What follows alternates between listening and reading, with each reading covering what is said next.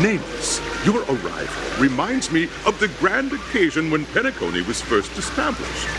I was still a young, bright-eyed lad back then, lured here by the watchmaker's ads, full of zeal and ready to make my first fortune in life. Once, during a particularly grueling day, I passed out and was resuscitated by a drink from Mr. Sousa. That sweet taste has since been etched in my mind, and that was what drove me to create the Soul Glad that we all know and love today. The dream-chasing era was truly a wondrous time. Oh, I miss those days, and the watchmaker. Scorched Sand Hall is my homage to that time of boundless possibilities. I wholeheartedly hope you make it to the finish and emerge as the next superstars of Penacony. Now then, is there anything you'd like to say before the competition officially begins?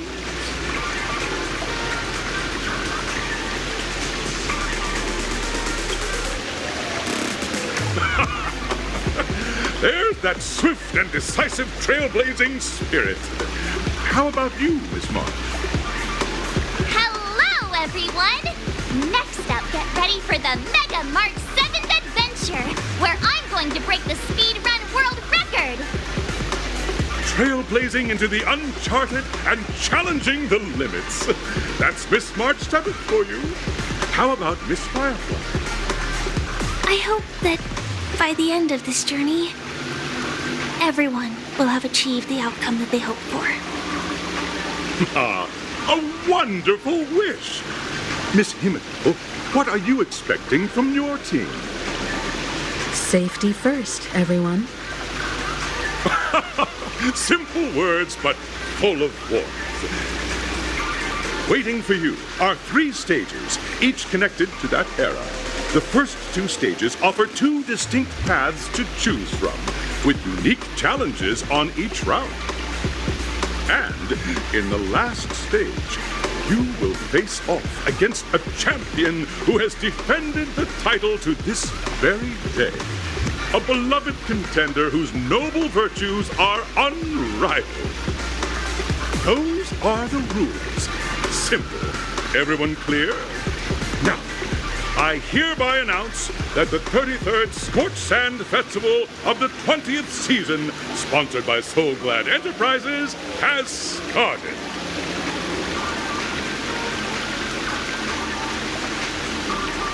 Everyone, as the Charmony Festival is drawing closer, we must reach the end as quickly as possible.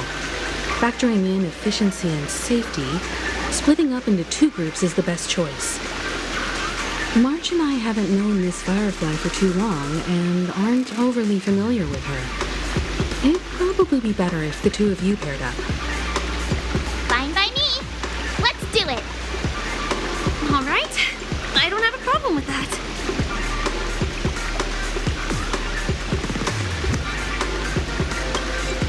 We'll split into the assigned groups then. Let's not waste time.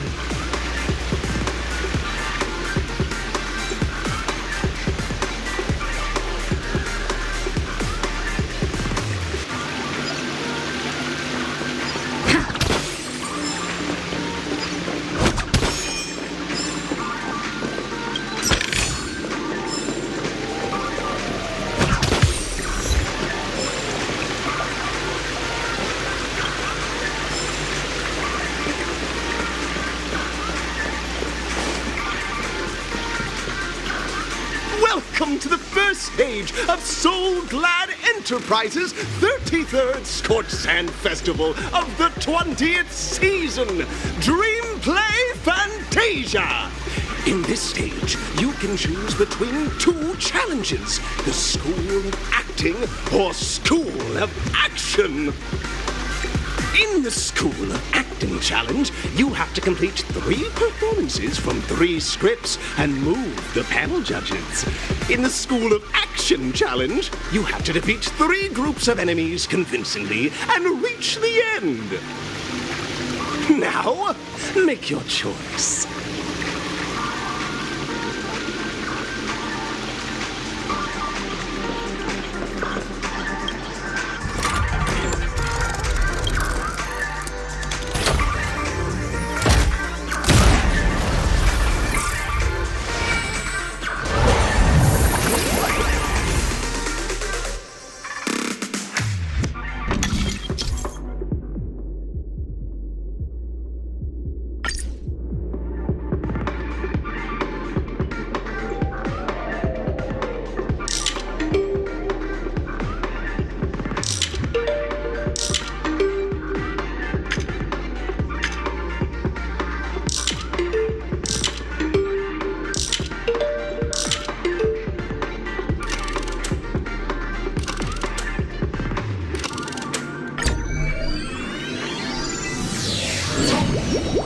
champion's crown awaits you on the stage. Welcome to the Arena of Action Star. Competitors, allow me to introduce the rules of this challenge to you. There are a total of 3 stages up ahead, each with their own challenges. The enemies you will contend against are antagonists from the film Once Upon a Time in Dreams. Defeat them swiftly and decisively to set a new record. It's worth mentioning that the fastest time for this stage was achieved by a contestant with fiery red hair. Astoundingly, he overcame all enemies across the 3 stages in only 5 minutes. Time is of the essence. Let's make this quick.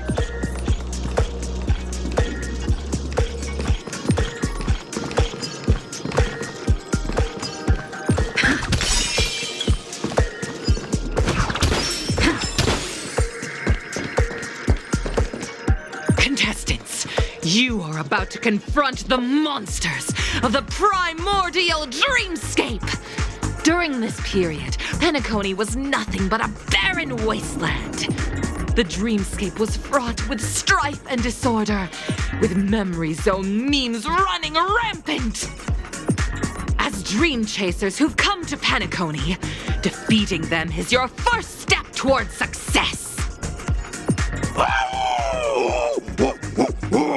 All the Soul Glad is ours! Don't even think about plundering the Soul Glad from us!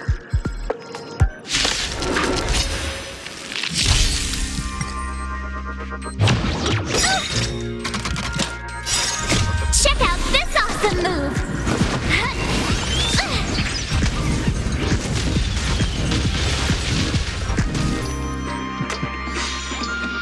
Dreams do come true.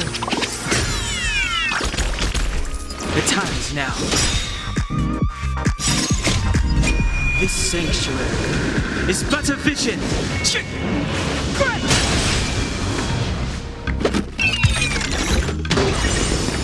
Earth shatters, heaven trembles. Calamity undone, soaring above the lands. This is permanence. Watch this!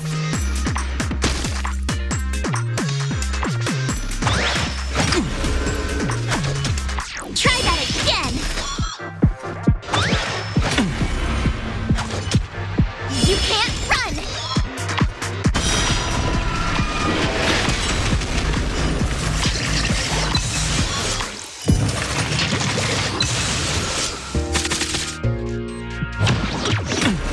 I'll endure.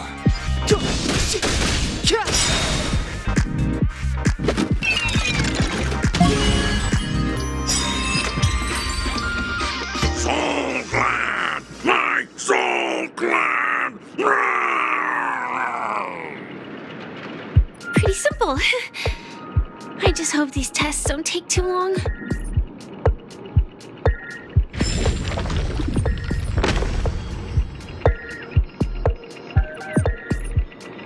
Please stay tuned. Please stay tuned. Freeze!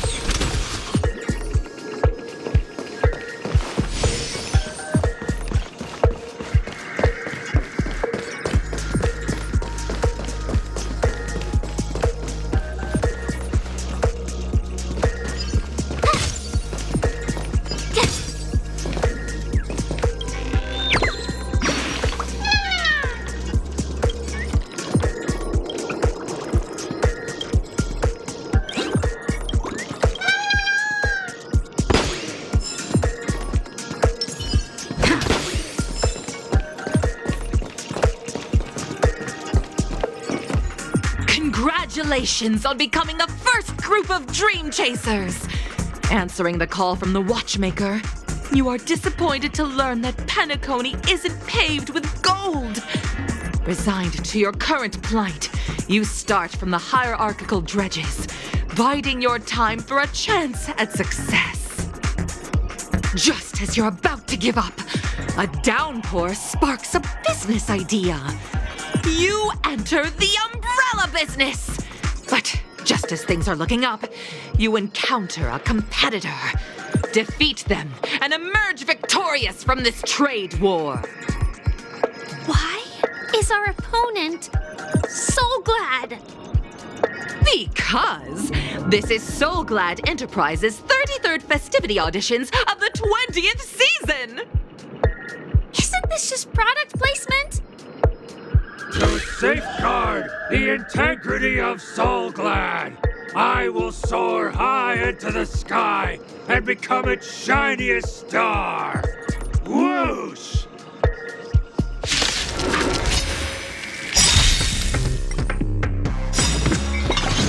Still the same old.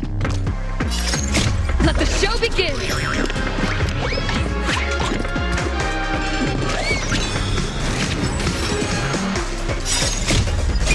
This sanctuary is but a vision.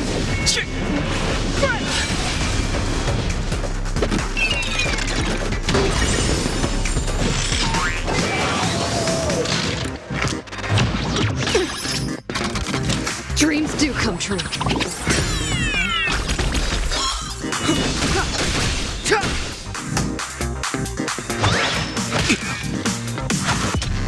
Mountains roll, dragons rise! Stay right there while I give you a present! Check out this awesome move!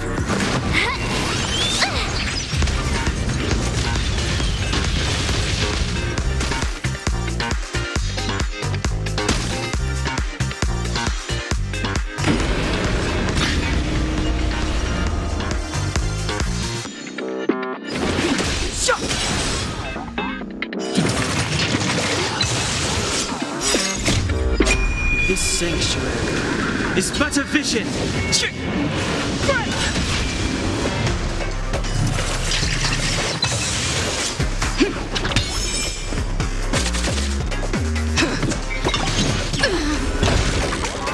Try that again!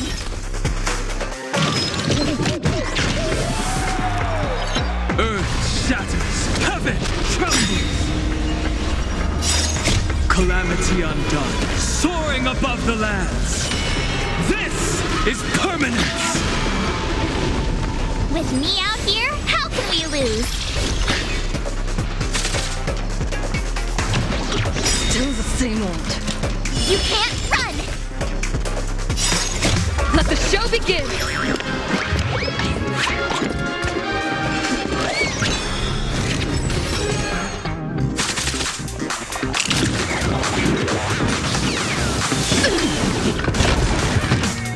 Try that again!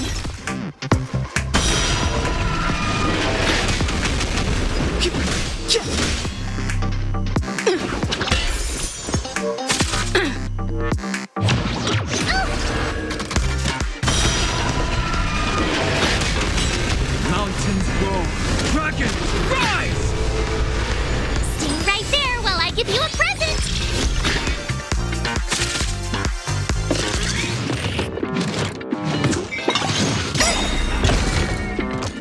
You can't run!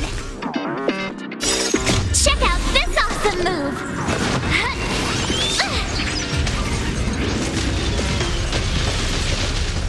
The time is now.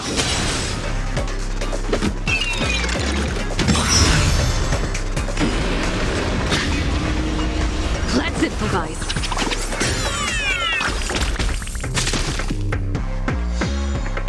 Earth shatters, heaven trembles. Watch this!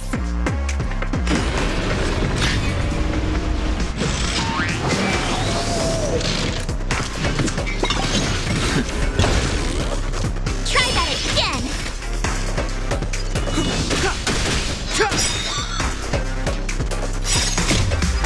This sanctuary is but a vision.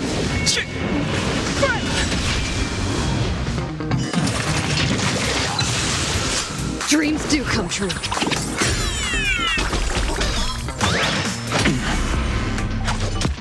You can't run!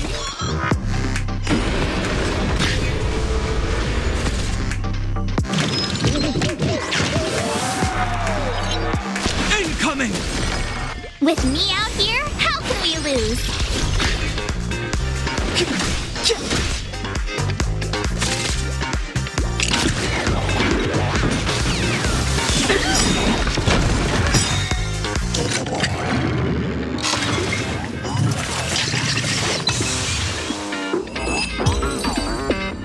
The world kisses me with pain, and I provide with Soul Glad in return.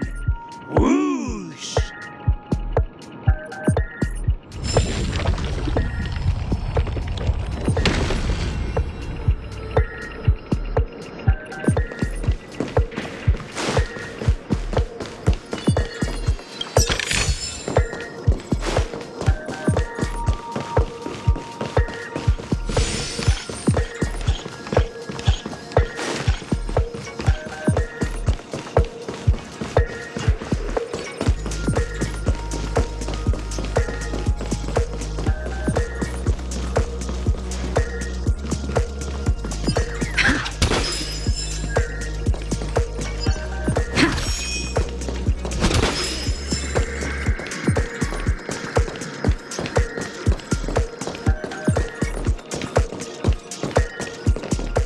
Congratulations to our two Dream Chasers for establishing yourselves as budding stars in Penacony. However, now you face a competitor selling at low prices, pushing you to the brink of bankruptcy. No matter how lengthy the battle, you always persevere. Topple this powerful opponent, and the tides will turn, paving a way to success. None will take my Soul Glad away from me. I will use the Transmutation Arcanum to turn into a dinosaur!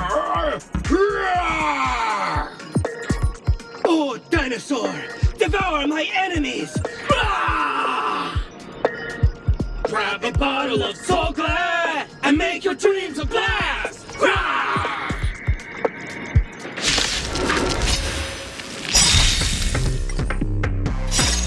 Let the show begin!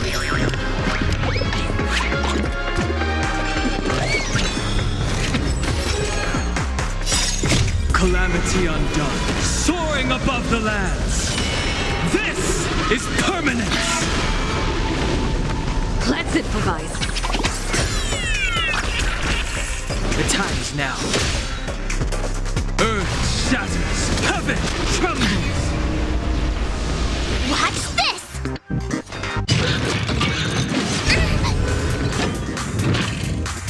Try that again! Check out this awesome move!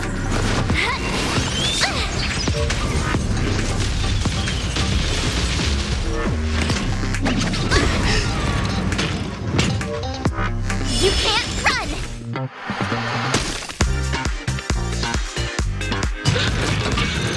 I'll catch up.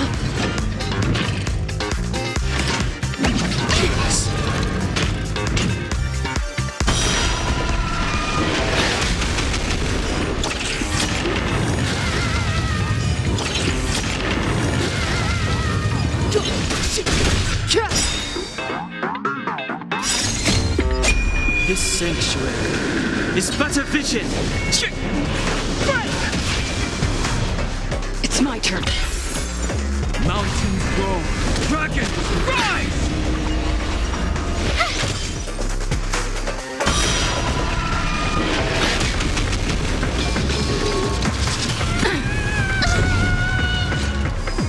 Try that again! Dreams do come true.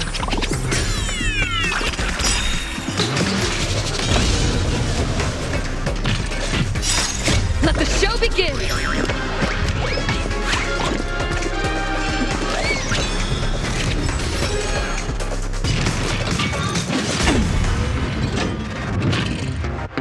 You can't run!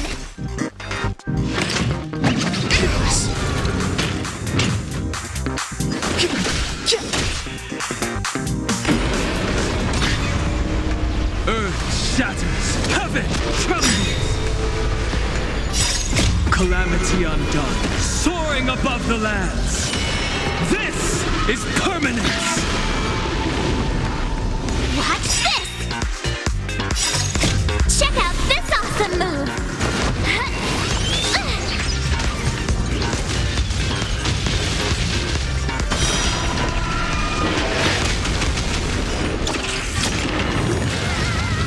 Let's improvise.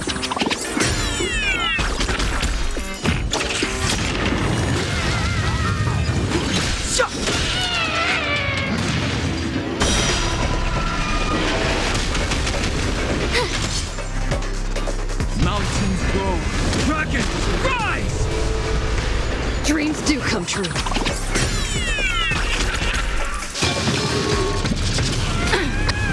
Catch up. Try that again. This sanctuary is but a vision.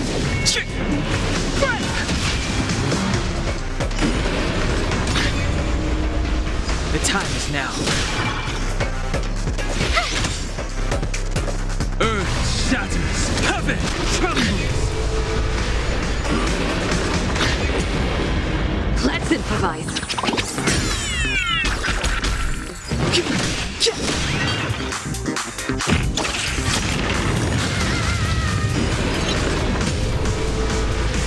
Watch this. Mountains grow. Dragons, rise! Dreams do come true. Let the show begin!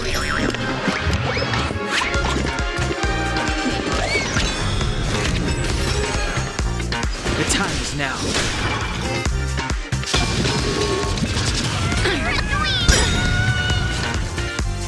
You can't run. Check out this awesome move.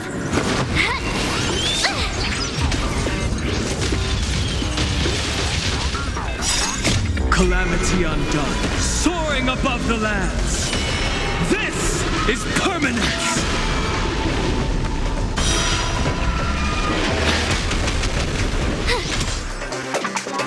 Let's improvise.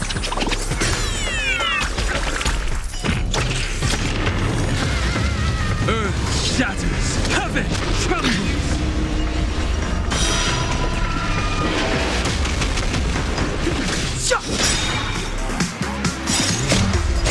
This sanctuary is but a vision.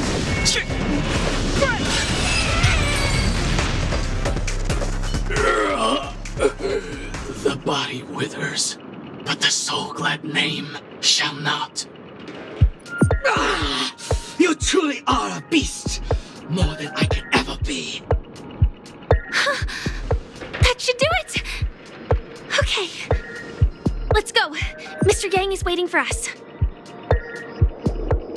Isn't this fight way off from the actual storyline? Transforming into a dinosaur isn't imaginative enough for you? This is the sort of magic only seen on Penacony. Anyway, let's get back on track. Where were we? Oh, that's right. After an extended battle, you finally emerged victorious! But the companion who journeyed to Penacony with you chose to leave, having lost all hope. In the years that followed, you encountered each other once more on the prosperous streets of Penacony, but dared not call out to one another. Perhaps akin to the lingering regret of every dream chaser. Ah, well done! You brought to life the thrilling action scenes from Once Upon a Time in Dreams with your fighting skills. Looks like we won! Let's hurry up and get to the next stage.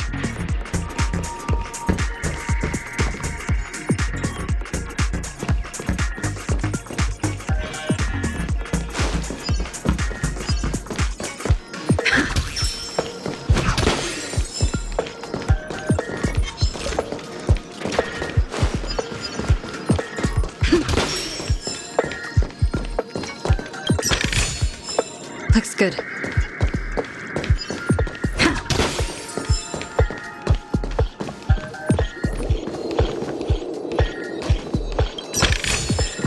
Is that all?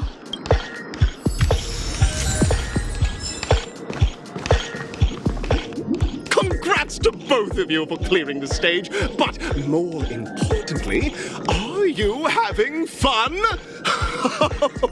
Fun is more important than success. Look at the time! time! You finished much faster than that red-haired contestant did.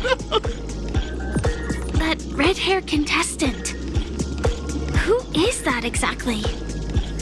You'll find out eventually, but only if you clear the next test first. Welcome to the second stage of the 33rd Scorched Sand Festival in the 20th season, sponsored by Soul Glad Enterprises. Gunfire time!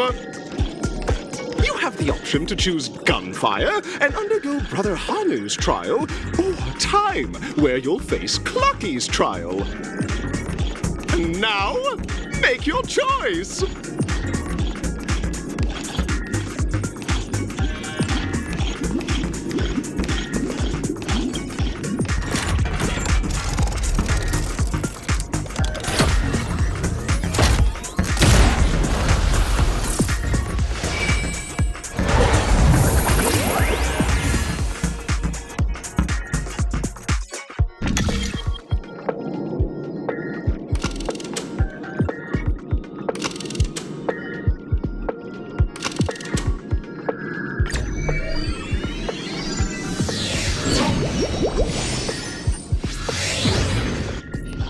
Dear friends, welcome to the enchanting universe created by the Watchmaker. Awaiting you is the morally dubious yet ever charming character from the animated Clocky series, Hanu! It is said that these cartoon characters were inspired by the Watchmaker's own experiences. According to research by Clocky scholars, the original Hanu of reality shared a deep friendship with the Watchmaker, akin to comrades in arms. Enter into the world of Hanu via the TV by the entrance and partake in an enchanting and suspenseful story with him. Good luck in there. If it's a gunfire trial, we should be able to settle this with a fight, right? I hope this won't waste too much of our time.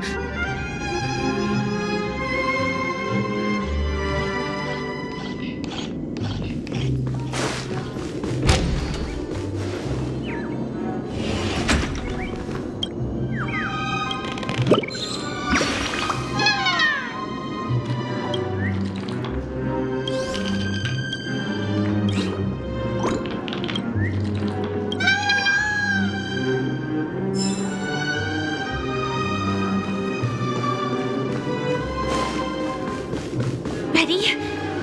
1, 2, 3.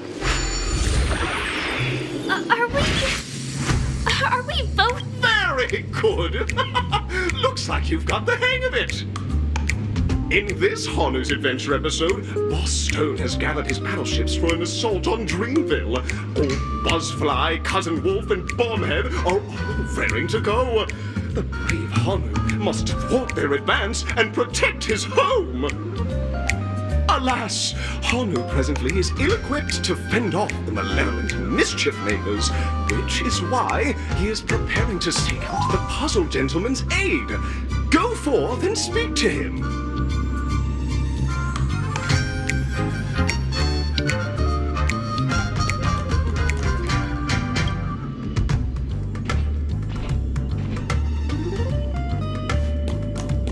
Oh, brave Hanu, you look like you could really use... Long time no see, Hanu. You look pretty stressed out. How about an intense and thrilling game of Dream Jigsaw to blow off some steam?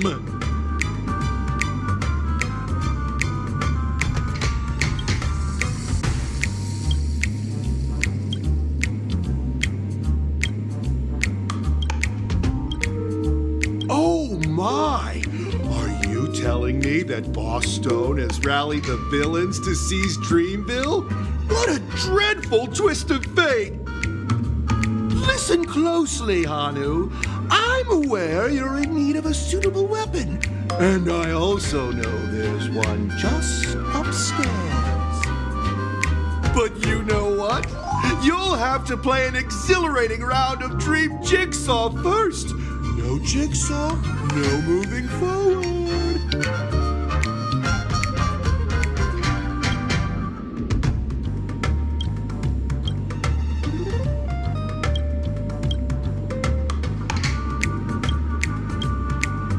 Now scurry along, Hanu, but tread carefully.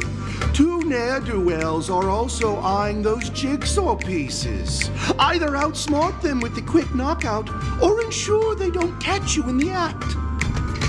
I can't wait to see you finish the dream jigsaw. Best of luck, Hanu. Let's stay alert and make sure those monsters don't spot us.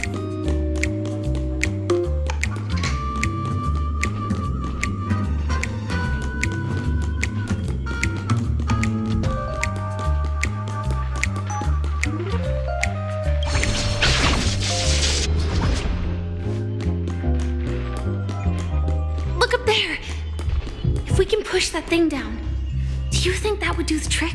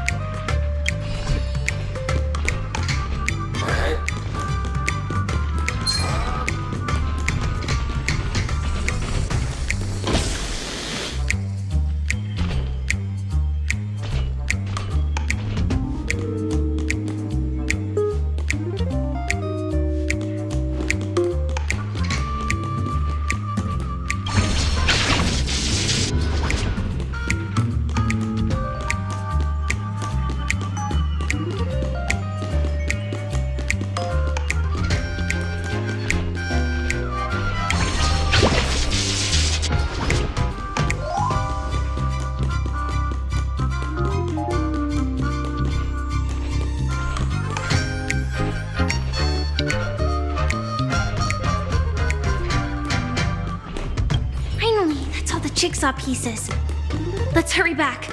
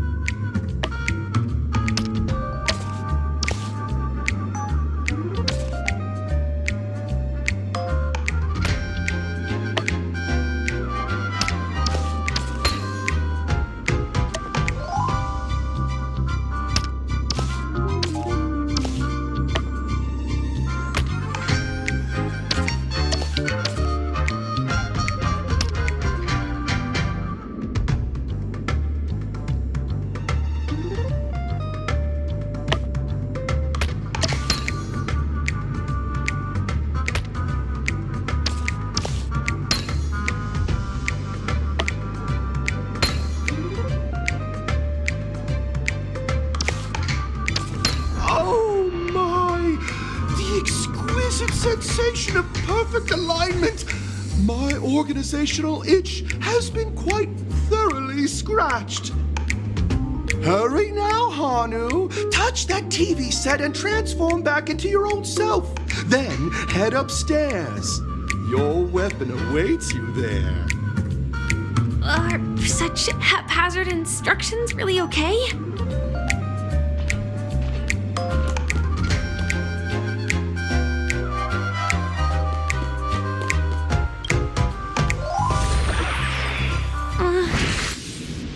Disconnecting from that thing so suddenly has left me feeling slightly disoriented.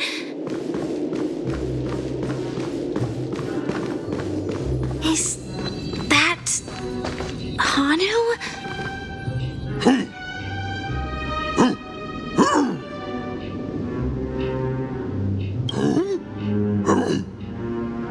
What exactly is he talking about?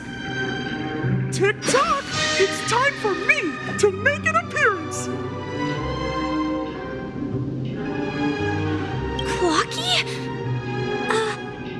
I can also see him. Is this character part of the show? In Dreamville, Clocky is everywhere and can do anything! Like right now! I can be your translator! Tick-tock!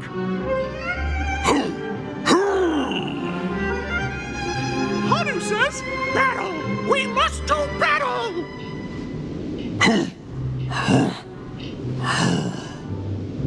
The enemy is at our doorstep, and we have no path of retreat for the future of Dreamville!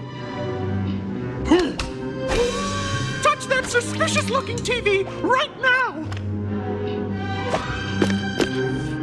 So they just jumped inside that TV. Sheesh. Logic in this plot and dialogue is really being pushed to its limits.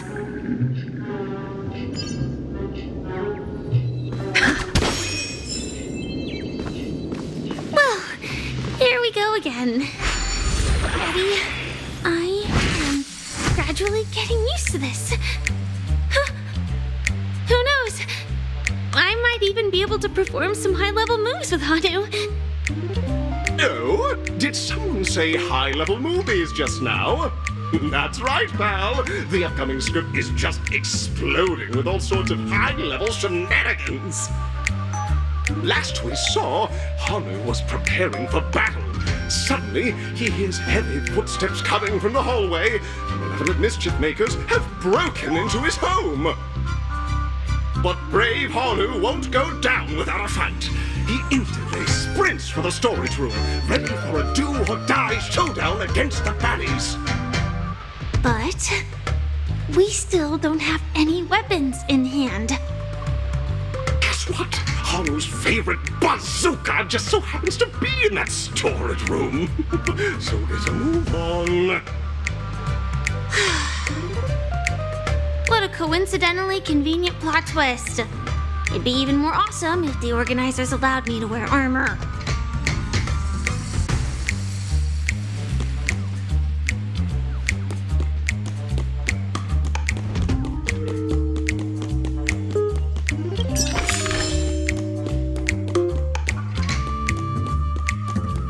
The storage room. It's behind the shelves, right?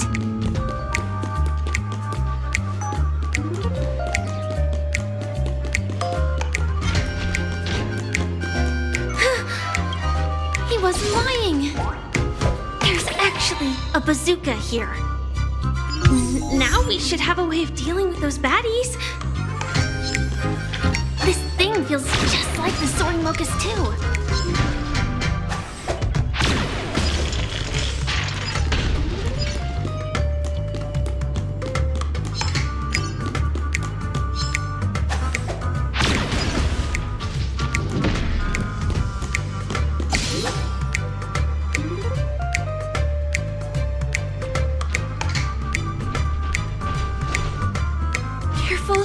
It looks like we've got more company. Get ready to fire!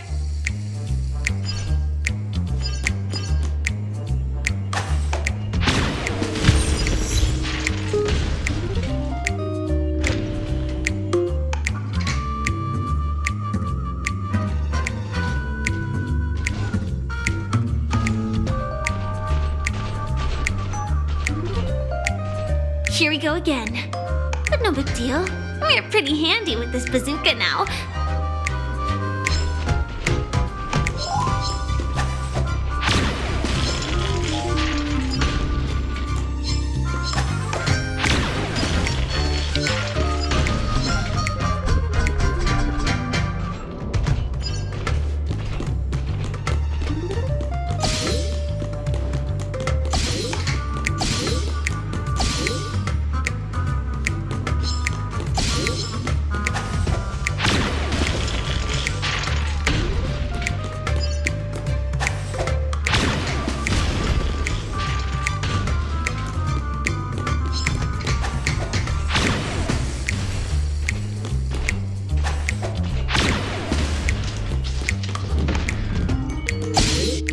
Should be all of them, right?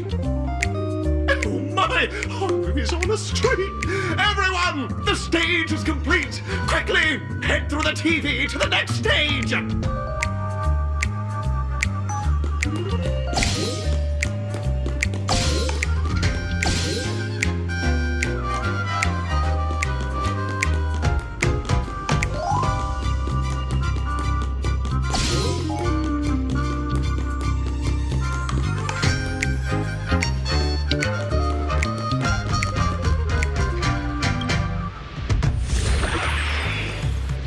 Well, that's that. But it is gonna be hard to let go of this bazooka. Never mind. Let's hurry over to the next stage.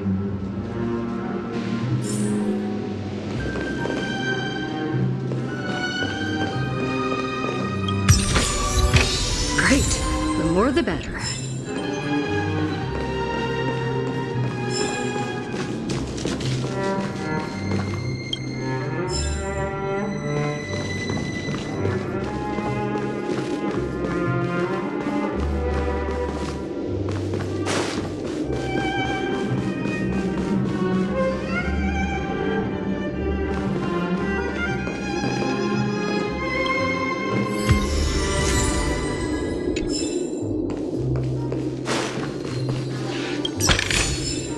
Is that all?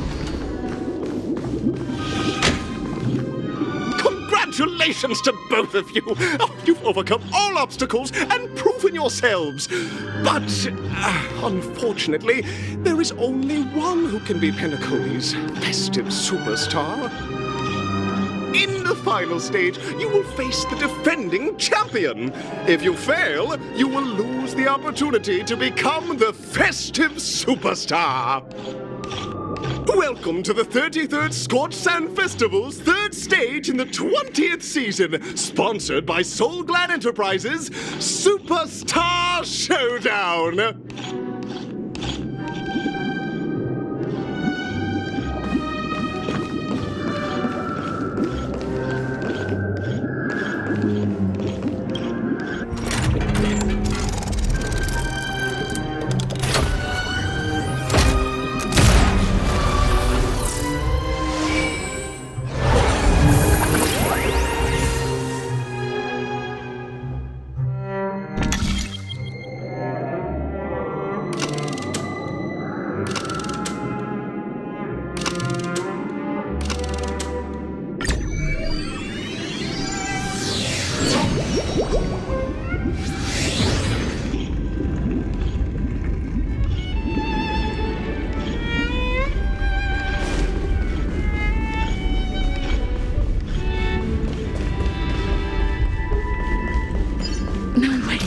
I think I just saw someone extraordinary.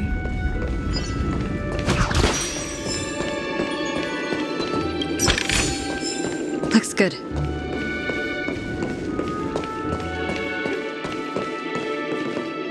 Please wait, my beautiful ladies. By the glorious light of beauty, I never thought I would see you again. In such turbulent times, your kind faces are as spring's gentle breeze, bringing solace to my scorched heart. Are you a Knight of Beauty?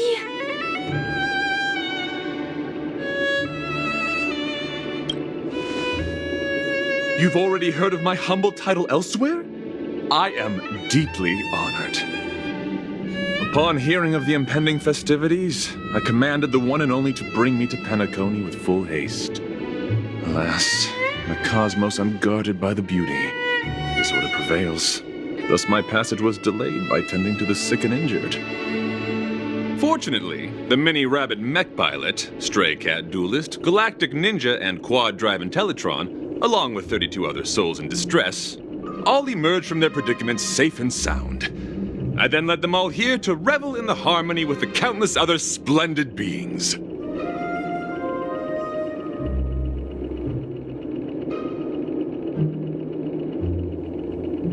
Saving the world?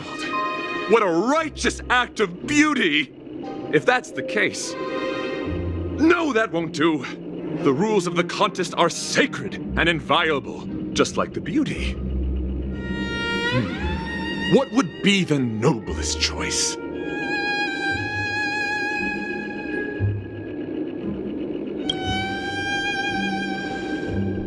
That's right.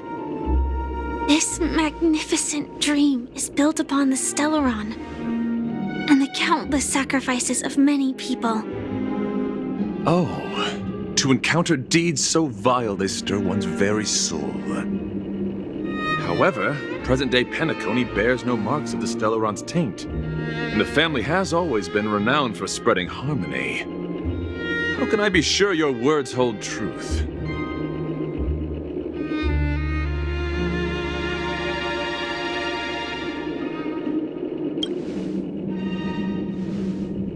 If I'm not wrong, the Knights of Beauty also received an invitation from the Watchmaker, right? That's right.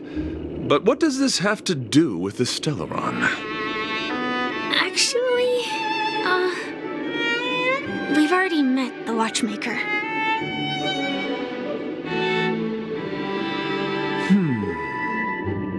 It's clear to me now. Evidently, you are traveling in pursuit of the beauty's ideals. Go forth, my dear friend. Beautiful miss. The audition's crown is yours to claim. I shall remain here, gazing from afar as you bask in the limelight, joining the audience and offering you the most heartfelt cheers and applause. Thank you, Knight of Beauty. We don't have much time left. May we meet again. In that case, let's make our way to the end. Penacony's really thronging with talent. I hope we make it in time.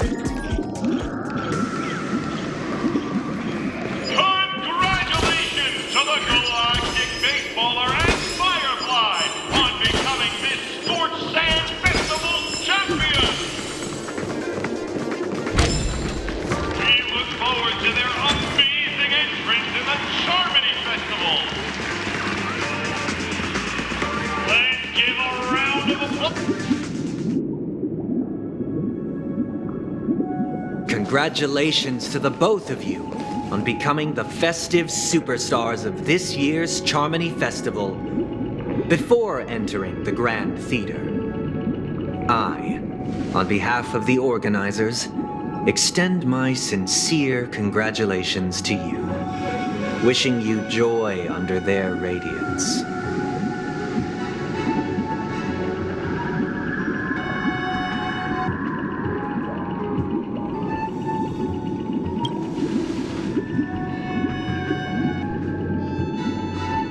As previously promised, my sister, Mr. Yang, and I have met with the Dream Master.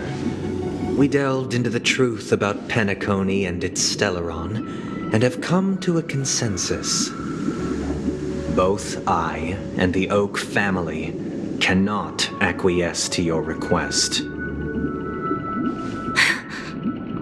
Just as expected. We acknowledge the perspective of you, Nameless. Penacony does require change, but not as you propose. The planet of festivities cannot and will not revert to a place characterized by chaos, disorder, or anarchy. Through your journey of overcoming obstacles, you must have glimpsed the essence of that era. The vulnerable ruthlessly eliminated, equality non-existent, common folk living precarious lives, eking out a dreary existence.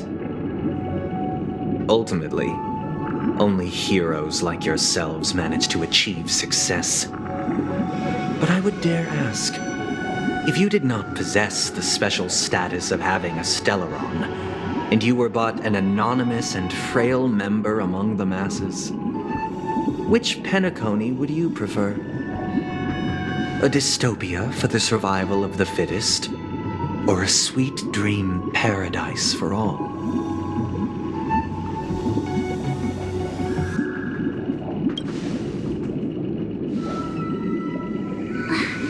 That's not the point! Don't let him mislead you! Mr. Sunday, even if the members of the Oak family can't fully agree on what to do about the Stellaron, now's not exactly the time to be holding an extensive discourse about Penacony's past and future, is it?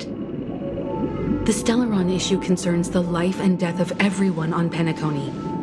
If anyone has a better suggestion, the crew is more than willing to listen. Also, it'd be best to tell us the ins and outs of that meeting.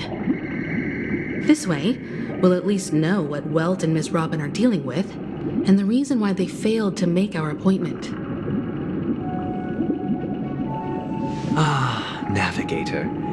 That is precisely my intention.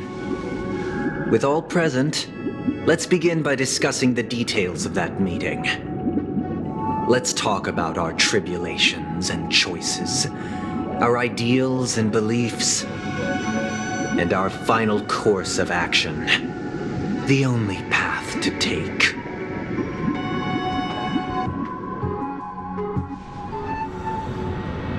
You mean to say that for the longest time, there have been scoundrels who would use the Charmony Festival that I have bequeathed to the masses as a tool to realize their ambition? Indeed, Dream Master. Once the Charmony Festival begins, the Stellaron's powers, along with the song, will be broadcast across the entire planet of Penacony. And then everyone in their dreams will be unable to awaken. This is indeed surprising to me. The dreamscape is maintained by the collective effort of the 5 families. If someone were to use the Charmony Festival to recklessly disseminate the power of the Stellaron, this individual must hold a position of great authority. Do you have any suspects? I'd like to ask, did you really not know of the Stellaron's existence? I would have never thought that this Nameless would point the spear at me. Quite astonishing indeed. If I have offended, the Astral Express extends its sincere apologies. But the current circumstances are dire and leave no room for meticulous inquiry. We're doing this out of concern for the dreamscape's safety. So, if you could, please alleviate our concerns. Dream Master, it's just to prove that the Charmony Festival has nothing to do with the Stellaron. If we're being overly cautious, I will return to the stage to offer tribute in song, just per the arrangement.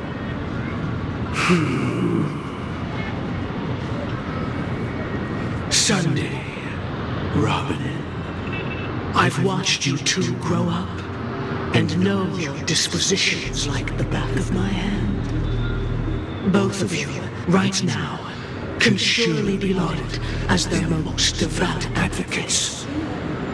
I already know your resolve. The magnitude of this matter is enormous and cannot be taken lightly. Since Mr. Yang has asked with such earnestness, I will personally respond in kind. If there is a need, the entire Oak family will be mobilized to heed your call. Someday, might I ask you to beseech them to cast their light unto me and question me in their stead, so that no lies may be concealed? I will do as you command. Robin, could I entrust you to be present as a witness, to document the truth, and to proclaim my innocence, so that all slander may be utterly dispelled? I will do as you command. May thy will be carried out on earth, just as it is in the heavens. Oh, triple-faced soul, please sear his tongue and palms with a hot iron, so that he will not be able to fabricate lies and make false vows. Let us begin. There is nothing else to prepare. Understood. Question. Have you devoted your life to your god, never worshipping other gods? Naturally. Do you love your god as you do yourself, always heeding their admonishments? Naturally. Have you strayed from the path expected by your god, betraying their name? Never. Have you ever been inordinate with your asks of your god, coveting more than the foundation of the creation itself? Never. Then, a final question. Do you swear to fulfill all vows, past, present, and future? With the Eon as my witness, if I do not deliver on my words, or if I renege on my vows, may I be cursed in accordance with divine law. They have seen your faith, and have endorsed your faith. With this, it can be evidenced... Just a moment. What is it, Mr. Yang? I have another question I hope to have answered. To my understanding, the family's harmony and prosperity have never relied on so-called divine laws. The god you both mentioned, are they truly Shipe? Mr. Yang should know that those belonging to the family toil together as if they were kin, embracing solidarity and unity under their light. All duplicity is laid bare before the harmony. Such a delicate and complex symphony. Which other god could perfectly harmonize this, if not for the great one, Shipe? Perfectly harmonize. Therein lies the problem. It isn't an outsider lurking in the shadows who changed the harmony, but a dissonance that has surreptitiously emerged from within this very symphony itself. In the distant past, there existed an Eon. With one flick of the wrist, they crafted the laws of the cosmos. Their followers formed the Beyond the Sky Choir, spreading solemn and reverent hymns throughout the universe. Later, they fell. The route traversed by this eon clashed with the harmony, ultimately being absorbed and fused into it. The chorus that once reverberated across worlds fell silent, and when it echoed anew, it was transformed into the hymn of harmony. Though an eon may perish, paths with no masters still linger. In the all-forgiving harmony, echoes of bygone dissonance may subtly arise. Mr. Yang, being overly astute can be a detriment, especially when you find yourself alone and without allies. So this is how it is. For the sake of our grand cause someday, please afford these two an opportunity to rest. What?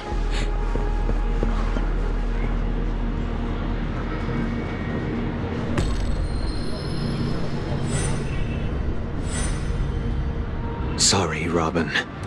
It's just you. I did not wish for you to know this. It's a pity that things have turned out this way. So, this is the true reason I can't sing?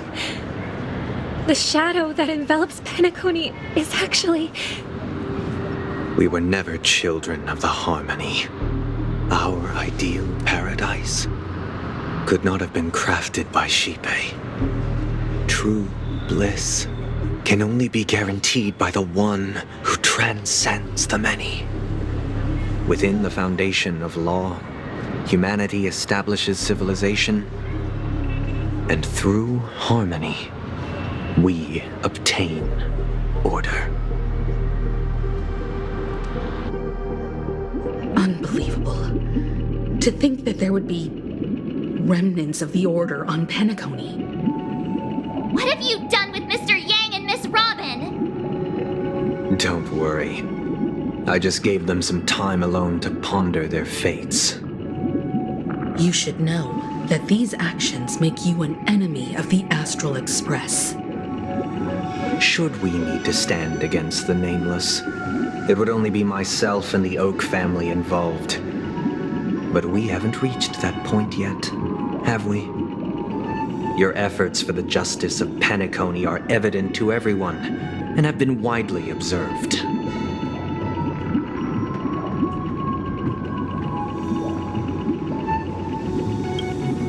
Oh, I intend to. But that hinges on the outcome of this negotiation. If it is the Order that drove you to imprison Welt and Robin, and you're using them to coerce our compliance, then there'll be no point in entertaining any type of discussion. You're mistaken, Miss Himiko. They are in very safe hands, and just as the family has always proclaimed, no one can be harmed in the dreamscape, least of all in the beautiful new world belonging to the Order. Penacony and the entire universe have witnessed far too much innocent bloodshed. The strong wield their blades against the weak, and the victors push the vanquished to the brink of life. Natural selection. The world abides by this principle, establishing the well-being of humanity atop the corpses of the downtrodden. Only we, or rather, I, possess the power to put an end to this farce. So you've decided to resurrect a dead Eon? No one's ever done such a thing.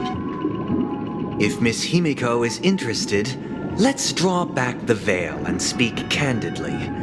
I've always firmly believed that people can understand one another through peaceful means.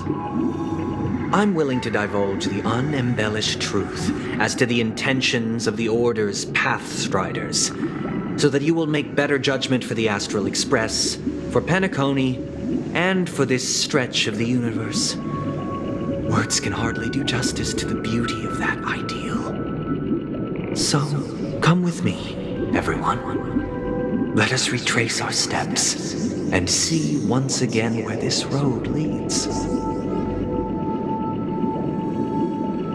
Huh? Where'd he go?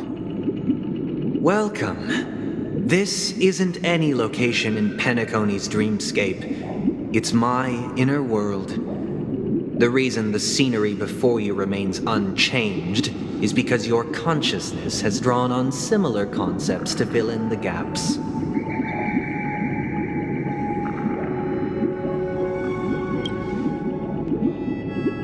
That means... Did you do the same to Welt? It's a tuning process. Stronger in effect and more draining on the mind. The gray-haired guest has experienced it before, so she should understand what it entails.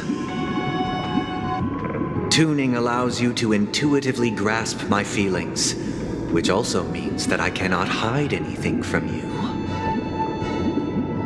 Now, everyone, please look at the huge screen. The road we once took begins here.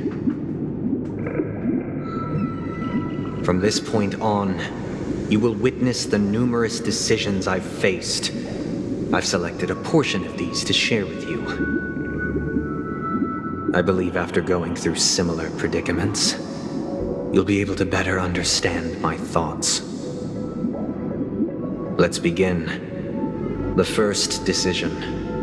A story about a baby bird. This story happened when Robin and I were very young. We were victims of the Stellaron disaster, and the family's Mr. Gopher Wood, who would later become the Dream Master of Penacony, saw that we siblings had no one to turn to and took us in. Later on, Robin and I lived a time with nary a care in the world. One day, after dinner, while my younger sister and I were lounging about in Mr. Gopher Wood's yard, we spotted a fledgling Charmony dove all on its own. That baby bird was tiny. It didn't even have all of its feathers, and it couldn't sing. When we found it, it was already on its last breath, having fallen into a shrub, probably abandoned by its parents. We decided to build a nest for it right there and then. However, thinking back, that winter was unusually cold, with fierce winds at night in the yard, not to mention the many poisonous bugs and wild beasts in the vicinity. It was clear that if we left the fledgling in the yard, it stood no chance of surviving until spring. So, I suggested we take it inside, place it on the shelf by the window, and asked the adults to fashion a cage for it. We decided that when it regained its strength enough to spread its wings, we would release it back into the wild. The tragic part, something that we'd never considered, was that this bird's fate had already been determined long before this moment. Its destiny was determined by our momentary whim. Now, I pass the power of choice to you all. Faced with this situation, what choice would you make? Stick to the original plan and build a nest with soft net where the Charmony dove fell. Or build a cage for it and feed it, giving it the utmost care from within the warmth of a home. I eagerly await your answer.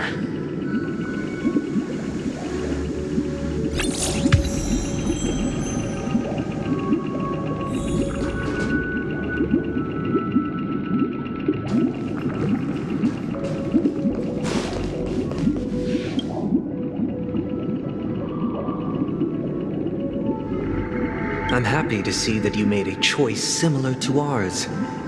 If your mind is made up, let me reveal the outcome of this choice. We passionately nursed it back to health, preparing only the best food for it every day. We even preened its feathers. Later, on the day that Robin left Penacony, we opened the cage door and let it fly back into the sky. I watched it for a long while by the window, probably about 3 or so days. In those 3 long days, the little Charmony dove tried again and again to spread its wings to fly into the sky, but fell to the ground, only to keep trying. Finally, on the 137th attempt, it succeeded. But its attempt did not go perfectly. After flying unsteadily for a while, it fell to the ground, unable to grasp the direction of the air currents. The fall shattered its wings. It writhed helplessly in my embrace. But it was all for naught, finally succumbing to a painful demise. And in that instant, our tender care, our given love and hopes, they all became the inevitable push that sent it to its death. I deeply regret the choices we made. Next, let us head to the second decision. This time, it's the story of a dream chaser. This story happened when I was appointed as Bronze Melodia, a position exclusive to the Oak family, charged with listening to the problems and vexations of Dreamscape residents and providing them with the relevant guidance. It was during that period that I had the opportunity to hear voices from all corners of the Dreamscape. Joy, sorrow, arrogance, regret. The complex tapestry of human nature that formed the world. And I was fortunate to catch a glimpse of it. He was a dream chaser and an illegal stowaway. Just like the rest of them, he came to Penacony in search of a better life, except that, to most people, the price he paid, I suppose you could say it was everything. He told me I sold everything I could at home. The house, the land, even his 2 children. He said he could not afford to raise them, and that at least they could eat if they lived as slaves. He had a plan in place. He would buy back his children once he had made his fortune, and enjoy Penacony's beautiful dream with them. Alas, his plan to smuggle himself was somewhat clumsy, and he was sniffed out by those pig-headed hounds. After hearing the Dream Chaser's story, I immediately appealed to the Bloodhound family to cease their pursuit. That way, at least he could live peacefully. But I was still too naive to the ways of the world. I did not anticipate that what I thought was a kind gesture would later lead to dire consequences. I'll tell you the outcome soon. For now, I'd like you all to make a choice. Will you do as I did and try to convince the Bloodhound family to stop their pursuit so that the Dream Chaser may live peacefully and realize his wishes? Or will you remain silent, leaving him to languish while the hounds are hot on his heels until his inevitable judgment arrives? I look forward to everyone's decisions. Who knows? Perhaps they might even alter the outcome of this tragedy.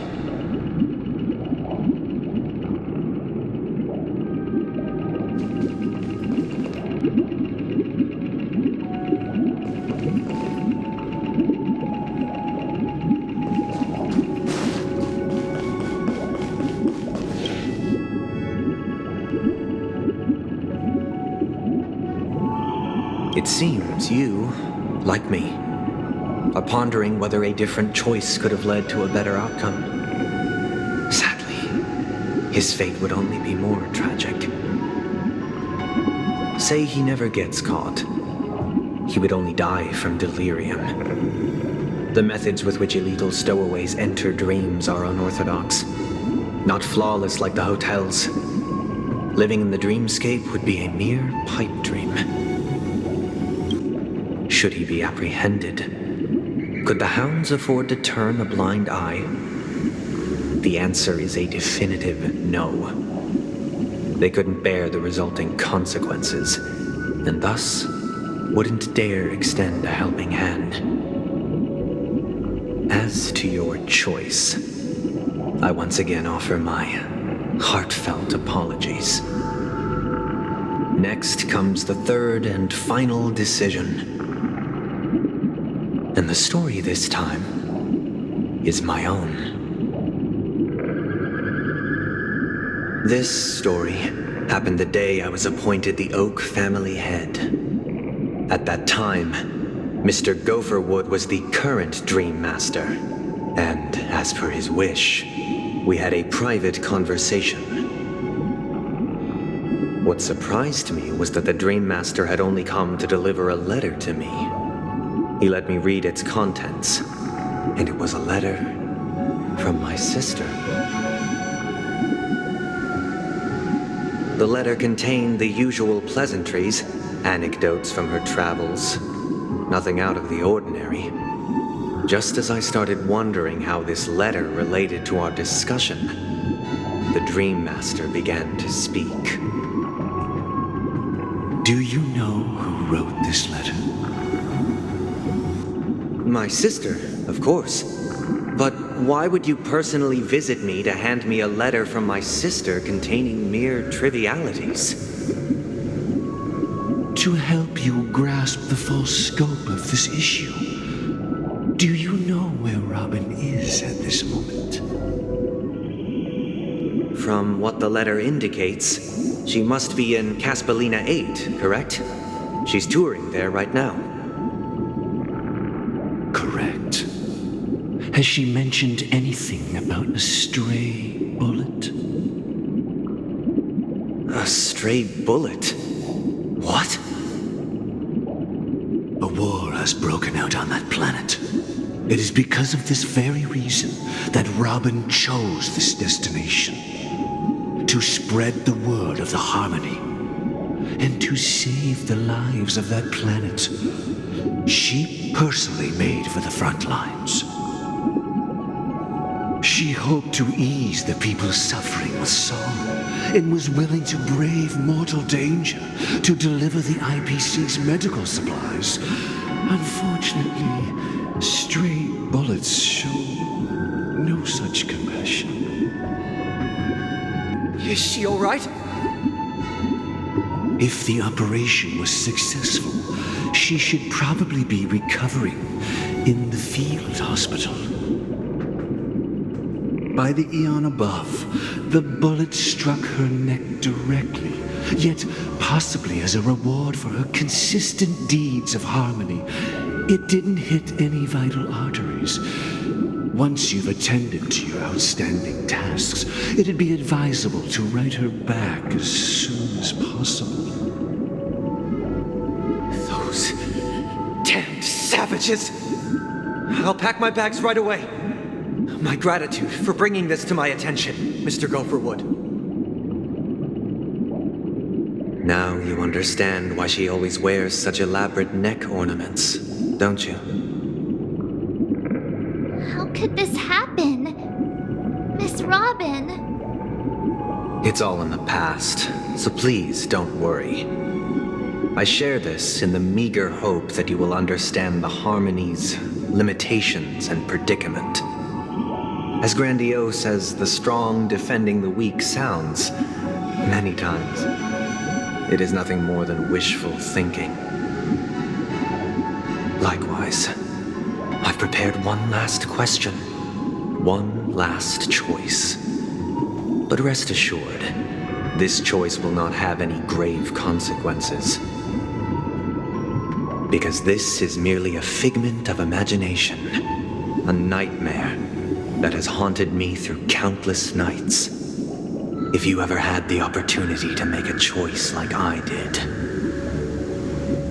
would you still support Robin's journey on the path of harmony?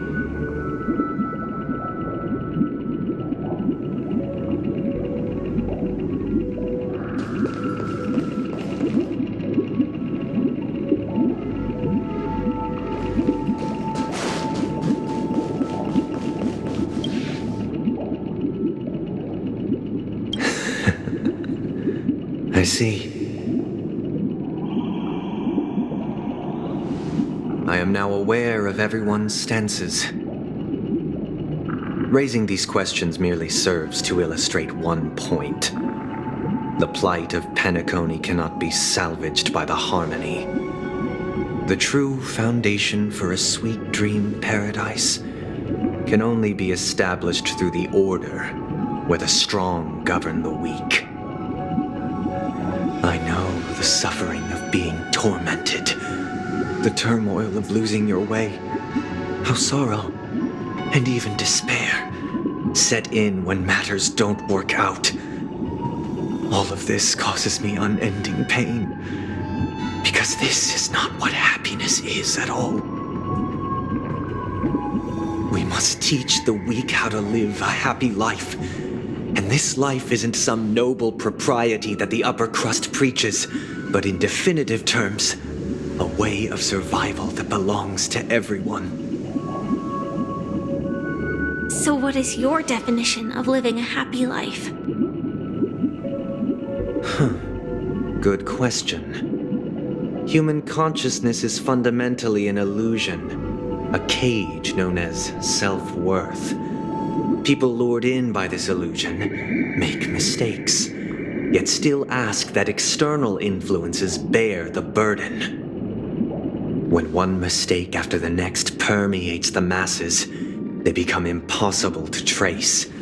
Thus, the amassing of these individual cages culminate to form a prison, a place dictated only by the rule of survival of the fittest. Nature is always accompanied by predation and sacrifice. Its antithesis is known as order. That is what I want to do. Unite people's happiness under the banner of order. They won't need to make bitter choices any longer, nor face the weaknesses of humanity. They can cast aside their primal instincts to build a haven for mankind. Simply describing thoughts is far too abstract, so allow me to provide a simple example. As you all may know, there are societal norms like weekends and long weekends that exist on some worlds. During these hard-earned rest days, people are given the chance to extricate themselves from the stresses of everyday life, allowing a certain tranquility to return to their souls. And it is only on these days that people do not have to adhere to the law where the strong prey on the weak. They can live out their lives happily during these brief intermissions. It's just a pity that 2 or 3 days are still too fleeting compared to the span of a lifetime. From where I stand, society's ideal system should be 7 rest days. Following Sunday, there should ensue a second, a third, and indeed an infinite procession of Sundays. This should be the face of the new world. Idyllic, eternal, peaceful days. And thus, every person can return to their base selves in this utopia. Some gaze in reverence at the stars, pouring their whole beings into calculating the distance between us and the isolated world of Pagana. Meanwhile, some seek refuge in quiet corners, holding one another, unencumbered by the chains of unwelcome obligations. There would be no need to bear the hardships of reality. Only in this way can humanity face the inevitable end with the purest of spirit, living a life of dignity, This is what it is to live in bliss. Miss Firefly, you who are stricken with entropy loss syndrome, you of all would surely understand this.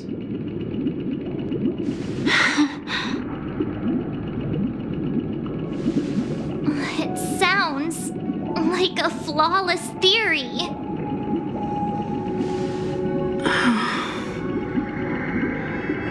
But what is the price to attain all this? The cost is minute, merely a personal and eternal sacrifice. If this paradise is to be maintained for everyone, someone must remain trapped in solitary awakening until the end of the cosmos. Awakening. Which means that this so-called paradise is still a dream. Stepping into this paradise means forsaking reality, correct? It is not forsaking, but transcending. Flesh, blood, sorrow, weakness. If the physical is the root of spiritual suffering, it is only logical that we defeat it. But in this supposed bliss, people won't have defeated their demons. The chance to overcome their tribulations would be forever lost to them. In other words, it is an escape. That's another way of understanding it. But there is no shame in escape. On the contrary, the seeds of escape exist in everyone's hearts. Don't you agree, Miss Firefly? And as for why life slumbers, it is because we are afraid to awaken from our dreams. But this is not in conflict with the grand plan. Only in acknowledging this can we truly understand the frailty of human nature, and from there, show compassion and protection.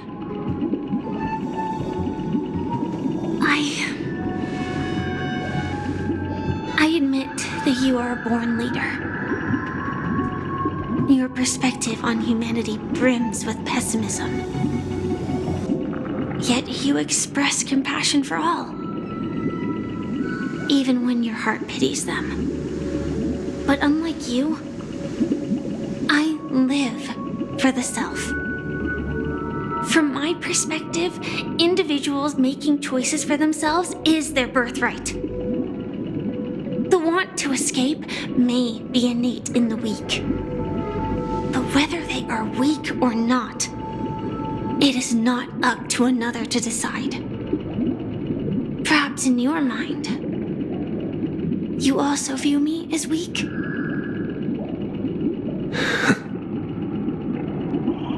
Because I don't think so. Since Miss Firefly has said her piece, the Astral Express will also naturally give you our answer. We'll leave it to you. Just as Mr. McHale instructed before. Tell him our choice.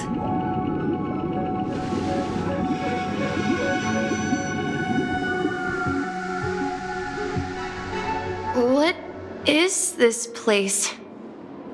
Does this place ring any bells, Misha?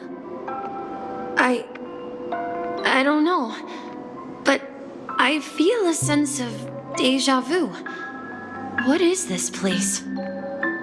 It's the realm within a dream bubble. This was left to the Astral Express by a nameless, but weirdly, when we entered it, it was completely empty. Dr. Edward from the Dreamscape sales store told me that dreams are formed from memories, and a dream bubble can't take shape if its core is empty. So I thought you might be able to help us in unraveling this mystery, Misha. As a hotel doorman, you know Penacony best among us. I don't know much about dream bubbles, but if you want to figure out what this mansion is, I'll do my best. I'm counting on you then. Himeko, I still don't get it. why were you so sure that Misha had a connection with this dream bubble? I wasn't sure. It was just a hunch. But since Misha feels familiar with this place, my hunch might be correct.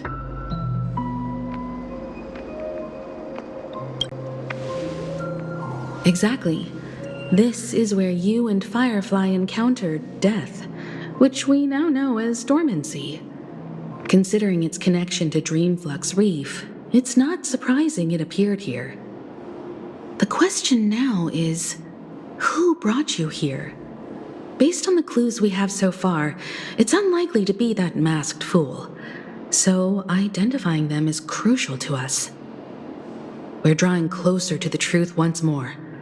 Let's give Misha some time, as I believe he'll unveil the secret of this dream bubble. All right, but there are doors all over the place. Which one should we choose?